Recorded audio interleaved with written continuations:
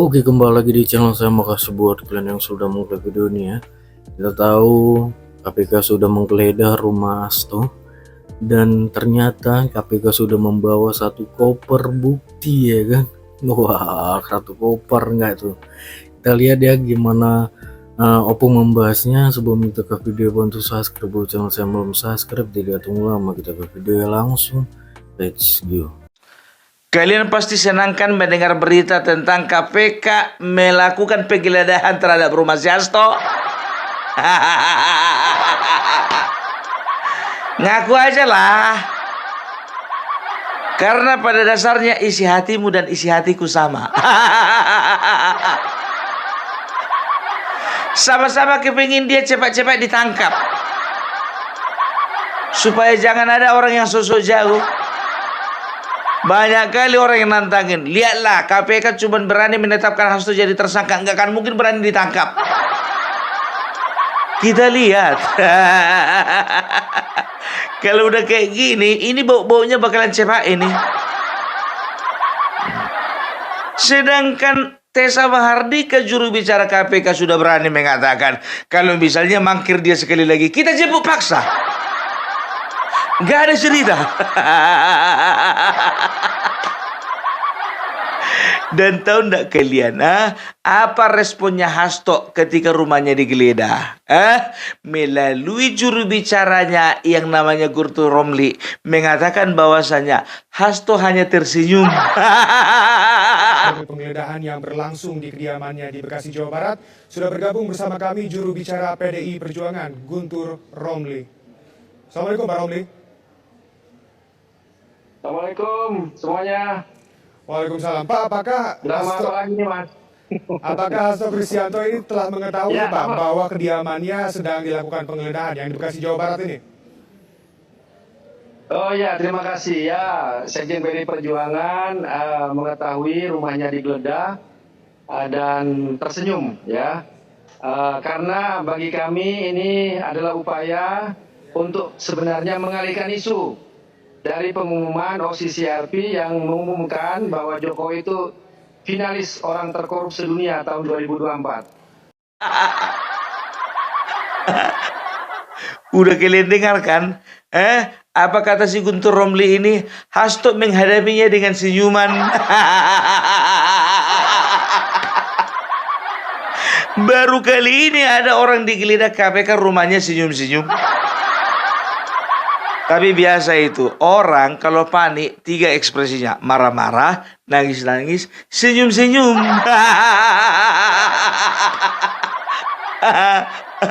Tapi kalau ku bilang sama kalian, jangan percaya kalian apa yang dibilang si Guntur Romli ini. Mana mungkin si Hasto bisa senyum? Sedangkan orang lain yang dizulimi, dia yang nangis. Orang lain dipecat, dia yang nangis. Iya, masa sekarang giliran dia ditangkap KPK dia nggak nangis? Ketua umum pasti menangis. Rakyat menangis. Kiai menangis. Keluarga saya menangis. Pasti menangis. Ya, tapi kata-katanya si Guntur Romli ini, ya, ini bisa dikatakan kata-kata atau jawaban yang Jaka Sembung bawa golok. Masa dibilangnya Hasto menghadapi dengan senyuman? Karena apa? Karena ini adalah pengalihan isu dari Jokowi mendapat ranking pertama sebagai orang terkorup dari OCCRP. Apa hubungannya? Guntur, inilah risiko kalau kutu loncat tiba-tiba jadi juru bicara.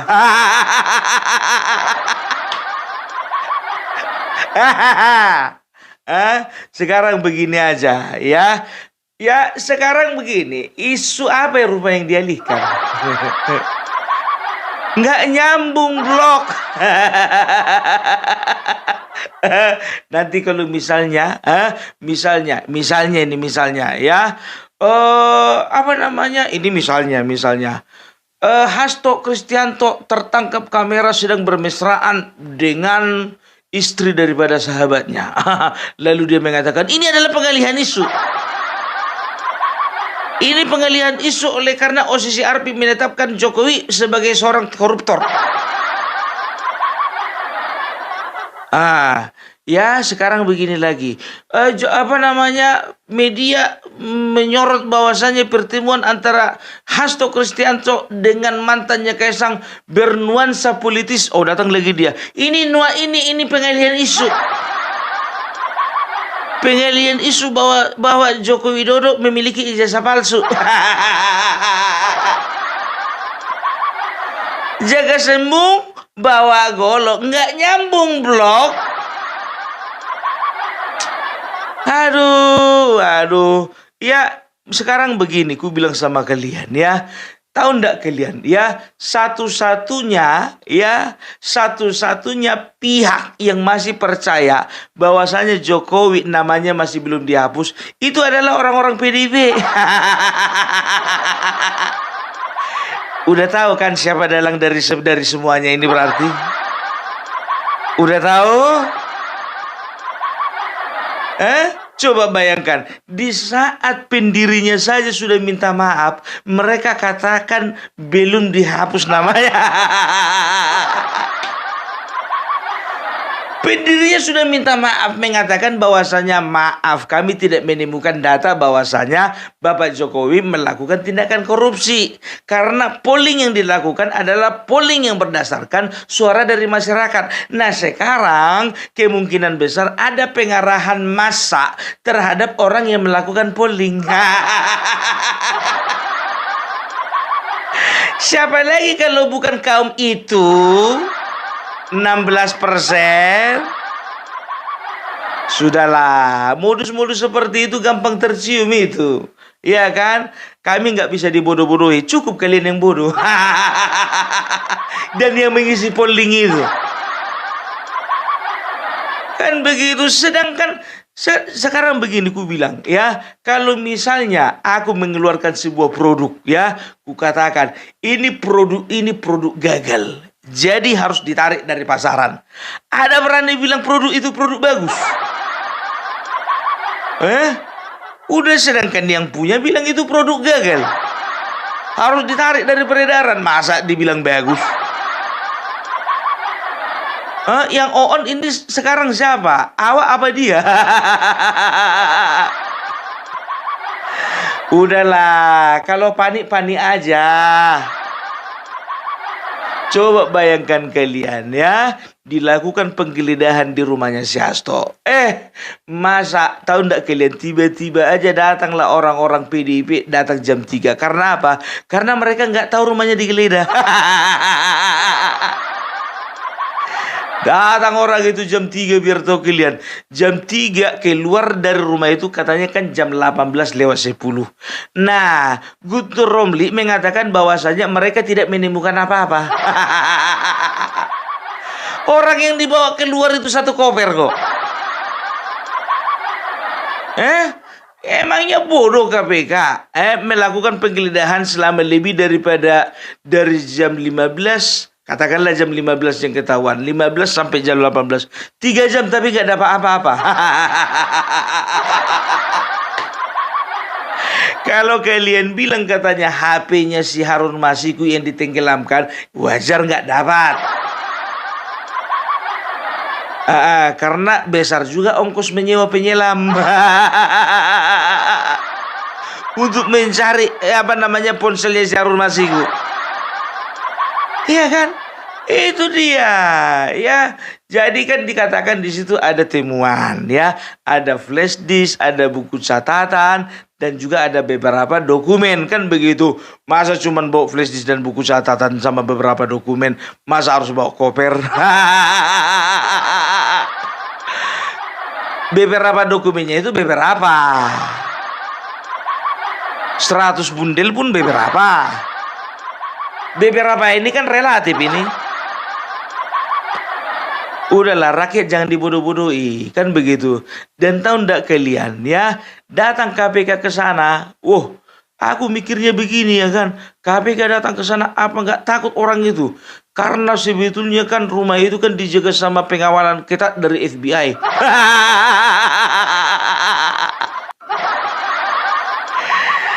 Kalian tengok aja model tampangnya Satgas yang menjaganya itu. Lebih seram dari FBI. Aku curiga itu bagian dari FBI atau CIA. Iya, Hasto kan kenalannya Koni. Koni kan ngaku-ngakunya kan punya banyak kenalan di luar negeri. Mana tahu dari mereka itu dari beberapa orang, katakanlah 10 orang yang menjaga, 5 dari FBI, 5 dari CIA. Iya kan? Cuman mereka berseragam baju Satgas. Mana tahu kita, ya kan? Ya kan, itulah senangnya punya teman yang punya banyak kenalan luar negeri, ya kan toh? Lagian, bapak-bapak di KPK, ya sekarang begini, ya aku bilang sama kalian, ya kita doakan saja KPK berjalan dengan baik, ya. Aku curiganya begini, ya. Koni mengatakan bahwasannya dokumen-dokumen penting sudah dititip Hasto kepada Koni dan dinotariskan ke di Rusia, kan begitu. Sekarang begini, ya. KPK tidak terlalu bodoh untuk mempercayai hal tersebut. Ya, sekarang Hasto dan Koni seolah-olah ingin meyakinkan bahwasannya tidak ada lagi dokumen yang tersisa sama dia. Nggak usah orang-orang investigasi. Aku aja percaya kalau kau masih pegang dokumen itu. Tapi bukan dokumen tentang skandal-skandal penjahat negara. Pejabat negara yang melakukan kejahatan. Bilang aja lah skandal daripada orang-orang kalian. Kan begitu. Ini ndak lagi, ya kan, datang si Koni, ya, mengatakan mengkait-kaitkan Ibu Iriana dengan terong-terongan. Dan mereka sekarang sedang sedang berusaha, ya. Ada itu salah satu buzzer mereka, ya. Diambillah video yang mirip dengan Ibu Iriana, ya kan. Dia seolah-olah memakai pakaian minim, ya bisa dikatakan taksih lah, benang pun kan begitu. Kalian kira permainan kayak gitu percaya kami? Pakai disensor lagi matanya. Sekarang begini Bu Koni, ya, Ibu Iriana itu dan Bapak Jokowi dari dulu nggak pernah kawin cerai. Nah, suamimu tersangkut kasus korupsi, langsung kau ceraikan. Nggak mau kau hidup menderita. Jelas. Alah. Jadi kalau si Koni ini nggak perlu dipercaya ini. Karena apa? Sakit hati kali ini ngelihat Bapak Prabowo. Jadi kan Koni ini bisa dikatakan ini pengemis jabatan, ya kan? Pergi ke Nasdem, ya. Di Nasdem dia nggak dapat posisi. Pergi dia ke timnya Ganjar. Rupanya di Ganjar dia tidak dapat posisi kemarin. Lah loncat lagi ke TKN. Rupanya di TKN pun ditolak. Sehingga dia melakukan fitnah, mengatakan bahwasanya, ya, Bapak Prabowo nanti akan menjalani pemerintahan hanya 2 tahun. Setelah itu maniknat gara-gara diracun.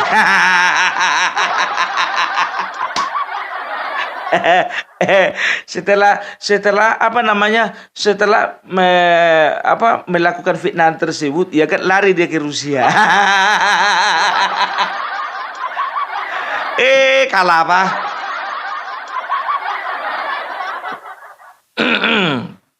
Jadi itulah, ya, orang-orang kayak si Hasto ini, ya, dia itu menggambarkan, ya, itulah dia, ya, buah itu tak jatuh, ya, jauh daripada pohonnya. Artinya apa? Kalau kayak gitu sekjennya, berarti kayak gitu juga ketua umumnya. Kayak gitu ketua umumnya, berarti kayak gitu juga kadernya. Kayak gitu kadernya. Berarti begitu juga keseluruhan dari partainya. Jadi itu kan mindset jadinya ya. Jadi kalian sendiri yang membuat mindset masyarakat ini jelek terhadap kalian. Karena apa ya? Kalian mengatakan bahwasanya kalian adalah partai yang menjunjung tinggi supremasi hukum, menghormati supremasi hukum. Nah, dipanggil sekali kenapa mangkir? Ulang tahun tanggal 10. Dipanggil kemarin dia tanggal berapa itu? Tanggal 7.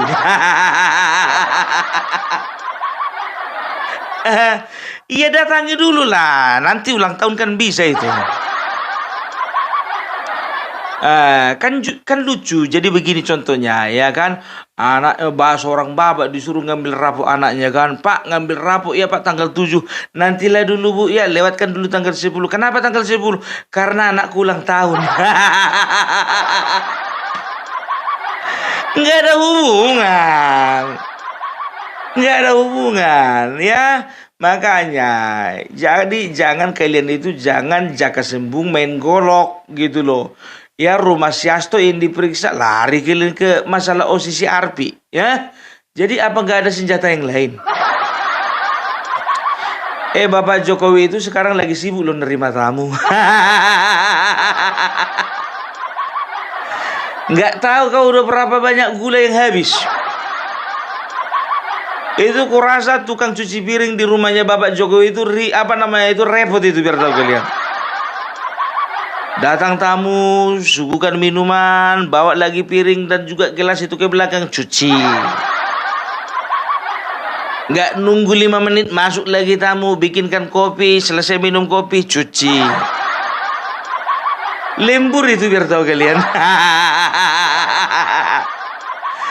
Bahkan mungkin kemungkinan besar sekarang ini Bapak Joko Widodo sudah meng-hire 2 orang lagi tenaga pencuci piring. Lagi sibuk dia itu meladeni masyarakat karena selama ini ya dia disibukkan dengan urusan negara. Nah, sekarang dia bisa lebih santai, bisa menikmati bercengkrama dengan keluarga dan bisa menyapa-nyapa masyarakat. Ini asih aja OSIS Arpi terus yang kalian serangkan, yang kalian tuduhkan sama Jokowi. Nggak nyambung Glok. Itu dia ya. Jadi kita udah bisa nilai ya kapasitas seorang juru bicara. Nggak yakin aku kok bisa kawan ini jadi juru bicara, serius. Kalau juru bicara itu, aduh, tolonglah dulu dipilih yang berkualitas gitu loh. Padahal sebetulnya ndak itu alasannya, itu alasan dia aja itu. Kan begitu ya. Lumayan sih 7, 8, 9, 10 menyusun rencana. Aduh. Gimana toh? Udah siap kau bongkar semuanya. Yang mana yang mau kau bongkar sayang? Pejabat negara mana? Ku tengok semuanya adem-adem aja, nggak ada yang apa namanya, nggak ada yang kebakaran jenggot. Justru dari kalian yang banyak kebakaran jenggot. Kalian yang mau diperiksa, si Hasto yang mau diperiksa, malah mereka itu mengalihkan isu dengan kasus-kasus yang lain. Si Hasto yang mau diperiksa KPK, yang ditersangkakan, ya, disangkut pautkan dengan si Harvey Muiz. Sekarang begini, ya, kalau bicara tentang si Harvey Muiz, ya, itu kan bisa dikatakan dari 300 triliun, 230 triliun itu adalah kerugian negara yang diakibatkan oleh kerusakan alam, kan begitu. Nah, yang perlu kita cari tahu 70 triliun, ya, dan orang-orang di belakangnya Harvey Muiz. Setelah itu perusahaan-perusahaan yang ada di belakangnya Harvey Muiz. Tenang aja, semuanya itu pelan-pelan akan didalami, kan begitu. Karena ini kan jumlahnya triliunan. Ya, makan waktu panjang. Nah, ini PDIP, ini Hasto yang melakukan penyuapan. Ini kan putaran uangnya kan cuma sekitar 1,5 M kan begitu. Kecil kan kalian bilang kecil. Justru itu mulailah segala sesuatu dari yang kecil. Pekerjaan itu lakukan yang kecil-kecil dulu baru yang besar. Ini ngapain kok jadi kalian yang ngatur kerjanya ke KPK? Jadi kalian yang ngatur kerjanya aparat pemerintah? Mereka bisa ngatur kerjaan mereka sendiri.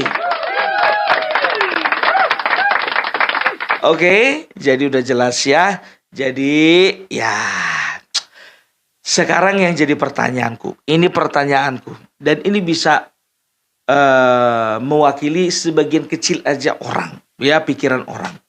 Sekarang jadi pertanyaanku, ini serius nih, apakah yang namanya Harun Masiku memang benar-benar masih hidup?